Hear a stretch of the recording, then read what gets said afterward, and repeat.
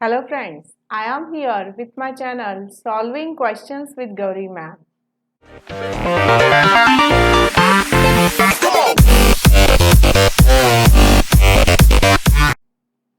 मेरे आज के वीडियो का टॉपिक है clinical applications of monoclonal antibodies.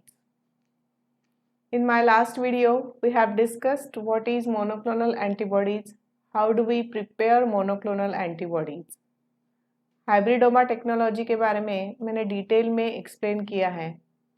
अभी हम इस वीडियो में देख रहे हैं एप्लीकेशंस क्या है, क्लिनिकल यूजेस क्या है.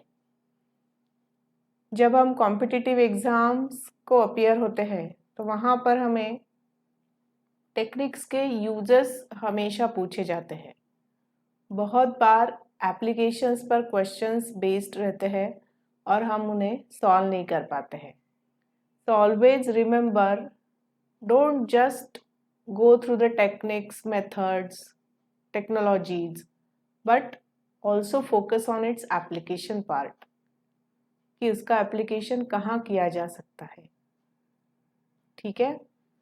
So let's move to our topic, clinical uses of monoclonal antibodies. हमने देखा था कि मोनोक्लोनल एंटीबॉडीज मतलब एक ही इपिटोप के अगेंस्ट रेज की हुई एंटीबॉडीज होती है. ये these are there against a single epitope. तो इनके क्लिनिकल यूजेस रहे हैं in a clinical medicine for the diagnostic purposes, for in imaging techniques, in therapeutic reagents.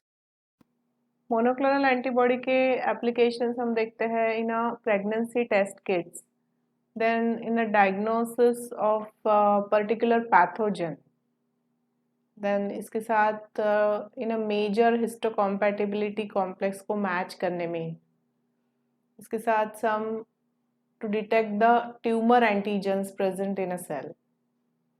So इस तरह से हम मोनोक्लोनल एंटीबॉडी को यूज कर सकते हैं. यहाँ पर हम जब इन विवो एप्लीकेशंस की बात करते हैं, then we use radio labeled monoclonal antibodies for detecting or locating tumor antigen. तो रेडियो लेबल आयोडीन 131 से रेडियो लेबल करके we can inject these monoclonal antibody into patients. तो उससे हमें पता चल सकता है कि ट्यूमर का स्प्रेडिंग कहाँ हुआ है, मेटास्टेसिस कहाँ हुआ है, नियर बाय लिम्फ नोड में उसके एंटीजेंस है, ट्यूमर सेल्स है, नहीं है, ये सब हम जान सकते हैं. दूसरा देखो, इम्यूनोटॉक्सिन्स में we can use monoclonal antibodies. यहाँ हम इम्यूनोटॉक्सिन थेरापेटिक रिएजेंट की तरह यूज करते हैं. यहाँ पर मोनोक्लोनल एंटीबॉडी को हम टॉक्सिन चेन के साथ लिंक कर देते हैं. Commonly used toxins here are ricin, Shigella toxin, diphtheria toxin. तो हमेशा ये देखा जाता है कि इन टॉक्सिन में there are two polypeptide chains. One is toxin chain which is causing infection, and another is a binding chain which is there for the binding of this whole unit to the receptor present on the cell. तो यहाँ भी आप देखो toxin chain एक होती है और उसके साथ बाइंडिंग चेन है. हियर डिप्थेरिया टॉक्सिन में भी there is a one toxin chain and another is a binding chain. Toxin chain actually does the function of inhibitory action. ये तीनों भी टॉक्सिन यहाँ जो यूज किए जाते हैं that are protein inhibitors that inhibit the protein synthesis in a host cells. तो हम इम्यूनोटॉक्सिन जब सिंथेसाइज करते हैं then we link monoclonal antibody to this toxin chain. तो यहाँ पर हमारी मोनोक्लोनल एंटीबॉडी ट्यूमर सेल को बाइंड करने का काम करेगी and this toxin chain will use to inhibit the protein synthesis. इस इलिस्ट्रेशन से आपको ज़्यादा क्लियर हो जाएगा हाउ इम्यूनोटॉक्सिन वर्क्स.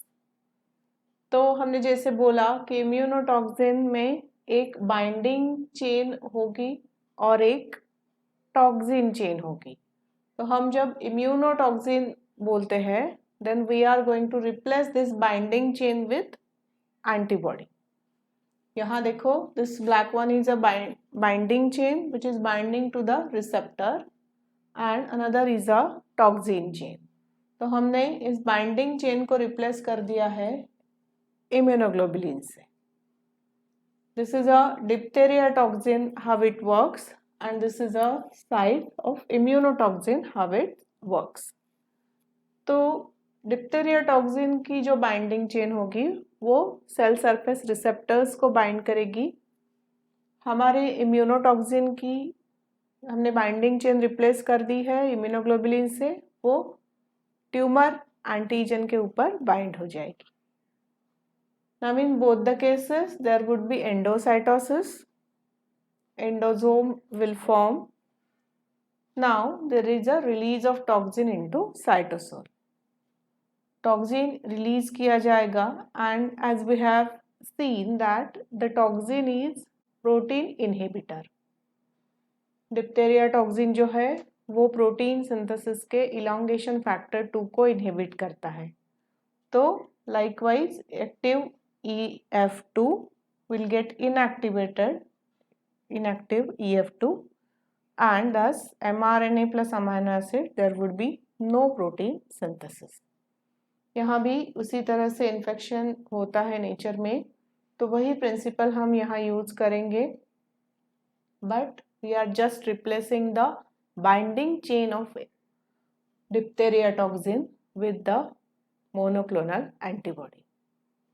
तो इस तरह से ल्यूकेमिया देन लिम्फोमा को ट्रीटमेंट के लिए these immunotoxins are being used, और इसके ऊपर और भी रिसर्च शुरू है।